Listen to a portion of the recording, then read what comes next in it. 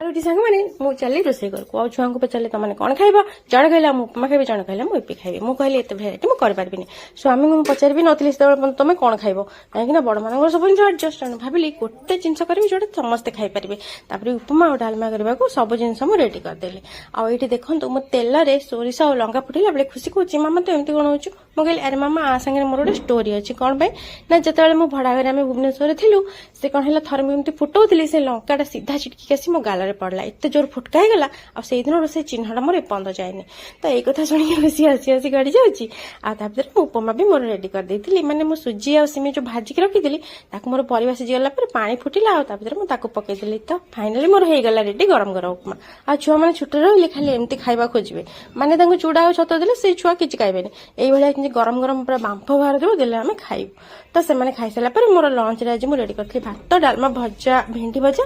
आउ जह्नी आलू राई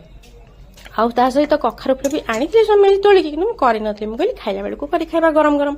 तो मुझे कौन कर तावड़ा बसई देकी बाहर को पलैली मुझे नोट आसिले नोटे भी लुगापड़ा तोलिकी तो ता भर खुशीर नजर पड़ जाए मुझे शिखी देती गैस टाल बंद करूँ आ चकुली पिठा नोटेबा से टिके शिखी जाए से ज्ञान को से गैस पाखे आज व्यवहार करा शुणी ना कौन कह